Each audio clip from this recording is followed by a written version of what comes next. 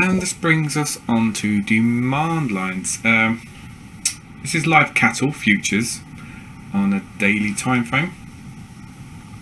Here we have a classic building of an uptrend with many nuances on this chart that will help us as traders. So let's begin. So from the lows here, so we have 1, 2, 3 touches, and we draw this up from the lows, and this is the correct line to draw as it contains price. It holds and serves as support. However, this isn't straightforward as we're live in front of the markets. This isn't straightforward, and we do need to adjust. Okay, how about this violation down here? Do we draw the line from here? And the answer would be yes, we would, until here. Why? Because the distance, we can see the market try to hold here, or it is holding, and we have a look at the distance between the demand line and the price action, and we're thinking it's not traveling all the way back down to demand line, and demand's emerging. So then we would look to our chart. Are there any better lines? Are there any better lines that we can draw? And there are. We can draw from here to here to here, and then there's a touch here, and if we draw it through, it contains this price. So from that line we get an additional touch, a mild violation, so that's 1, 2, 3, 4 touches, a mild violation which still contains price. It's only a small violation, and then all this area here, for all intents and purposes, this holds. There's 1, 2, 3, 4 times. So price is contained. See, this line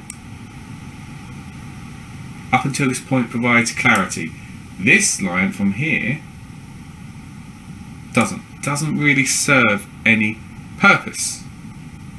We rally up, we come back down, boom. Lo and behold, it acts as support. So if this line isn't drawn in from here, if you're new or starting out to draw these lines correctly, you may want to keep both of these in. I wouldn't. But when we see this touch here, and you can find the best fit with the 1, 2, 3, 4, all this touching, 8 touches, mild violation, and another 2 there, you must draw that level in. Good. So we come down, we hold. Good buying off the demand line. Excellent. That's what we want to see. We push up into new highs, we come back down, and we hold. Now there's a big tell that I know this line was correct and this was incorrect, and that is by the gap. Why? This was made from the large players.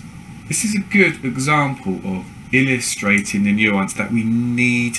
We must be thinking and trying to find the best fit line at all times. Yes, we do need an artistic license. It isn't straightforward. It's only a mild adjustment, but it's very powerful.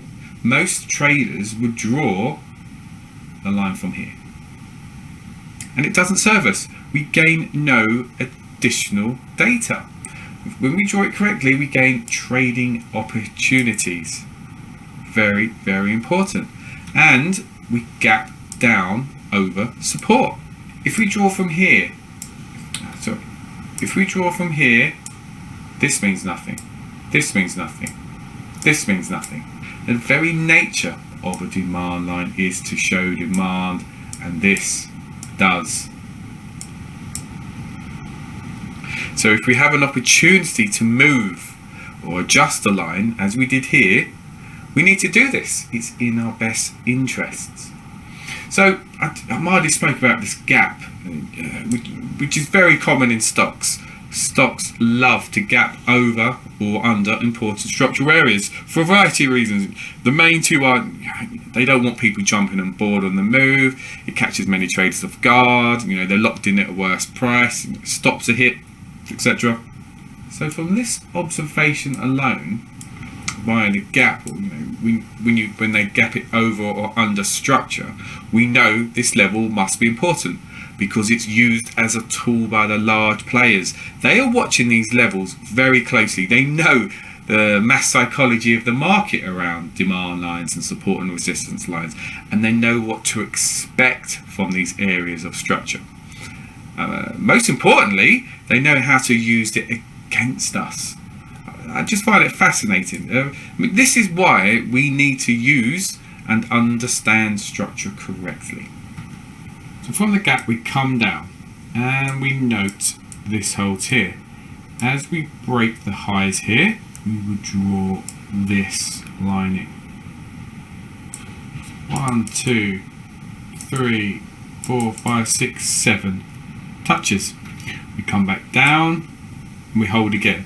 We rally back up and we hold again. So here you get two trading opportunities. Think about it, here at this point is valid with multiple touches all over the demand line. We come here, get lovely reverse reaction, spring and good solid buying from the demand line, exactly what you want to see. Brilliant. Now here we have another important use of structure. When we break the highs here, we would draw this level in. It doesn't really help, but we do know that the momentum is increasing. The force of buying has increased. And this leads to this line. Okay, as we break here, so this high here, we could probably by this bar, would definitely draw this line in. And this line does help us. Why? Well, if you can read this market and apply structure correctly, so we have horizontal resistance. What's this? A spring. And then we rally up. And this simple demand line keeps us in the trade. Don't forget, this is a daily time frame. Look, we push up, push up, push up, push up, push up. Bit of negativity at the highs. Okay, so this simple demand line keeps us in the trade. It's powerful, very powerful stuff. What else is there around here on the chart? There's nothing else to aid us, nothing. But we are looking for this move to end. Why? Because of momentum. It's increasing exponentially. What do I mean by this? Well, B is a lovely 45-degree angle. I think I've spoke about this previously. It's a lovely 45-degree angle. This is what we want to see in trading. This tells us that's good quality buying. Then this C line, well, that doesn't help. We know that momentum has increased. The angle of ascent. This is the simple demand line. So the angle of ascent has increased. So this is B line, this would be C line, and this would be our D line. So just from this structure alone, we don't even need price. We can see that momentum has increased because the angle of ascent by the simple demand lines have risen.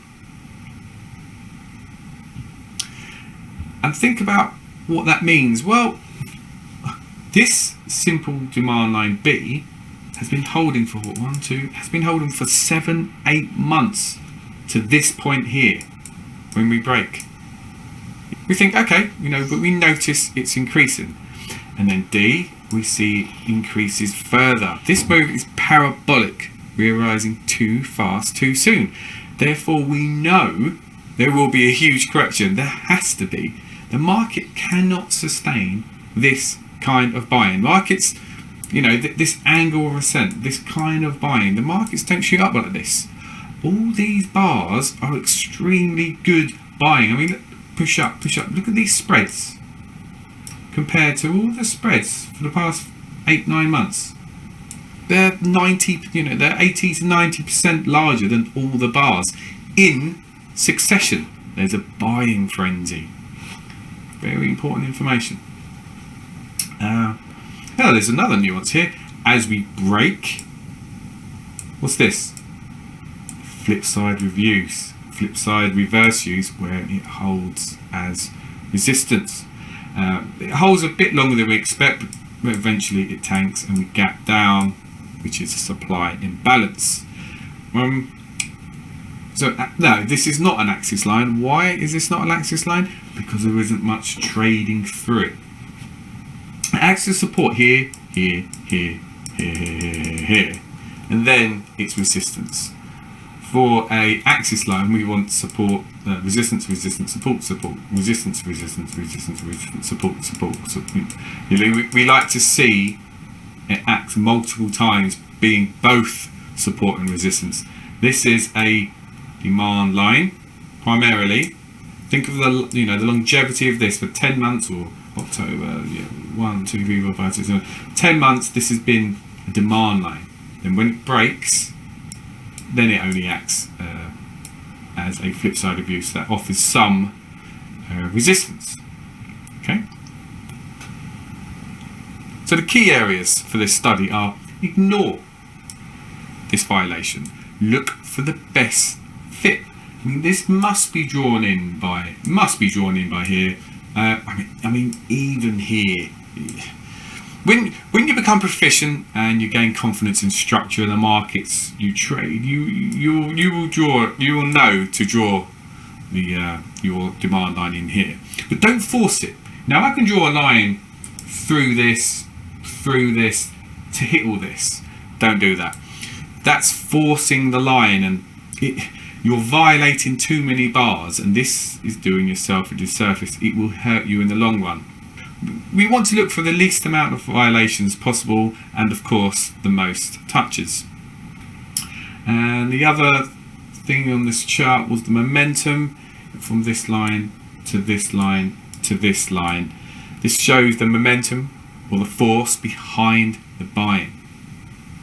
We drive up nicely, force increases, boom, we become parabolic.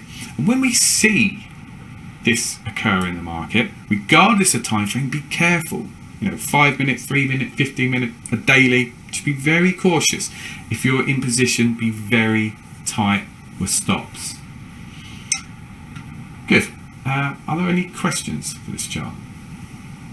I primarily trade stocks, and there's lots of gaps. Is this still applicable? Is structure yes. I primarily trade futures. I do trade stocks, and on softs, or especially grains, there's a lot of gapping. Well, what you can do is, like I said, you can draw in the line. All it is a supply imbalance. Just means, like I said, resting orders come into the open, pushes it down. I do understand there are certain charts or certain instruments that gap all over the place, and to be honest, they do become a bit of a ball ache. I did have an indicator years ago which used to paint in the gaps, but we have now electronic trading. There are thousands of instruments to trade. If you don't like the way it looks, or if there's gaps just everywhere, all over the place, you can't make head nor tail, you don't have to trade it. Find a different vehicle, find a different instrument to trade. I have yet to find an instrument where this methodology doesn't work. It does work better on certain instruments than others, and certain concepts and certain time frames work better than others. For example, I prefer trading gold on a 15-minute time frame, and I like to trade oil on 900 ticks. I like to trade the S&P on 5-minute bars, or occasionally 3-minute bars. It's personal preference. Just find a market that suits you and your style. But don't concern yourself with gaps. Like I said, if it's too gappy, just find a different instrument. There's thousands, tens of thousands out there around the world with all the exchanges. At the very highs, you said you would exit. The only way was price action. Can you can I explain what this move here? How would I exit? And a price action. Oh, this bar. Yes. Well, think about this logically. This is a very, very strong move, as we've noted. The widest spread volume, the widest spread up bars we've seen anywhere on the chart, and they're in succession with momentum increasing. So we're expecting negativity. Bang, push up, positive, push up, positive, push up, positive. Stalls, that isn't negative. Push up, positive, push up, positive. Boom. Yes, we gap up. We do close above this bar, but what do we notice? It's the first bar that is closed on its lows. Now that, if you consider all this here, is a change of character. All these are pushing up.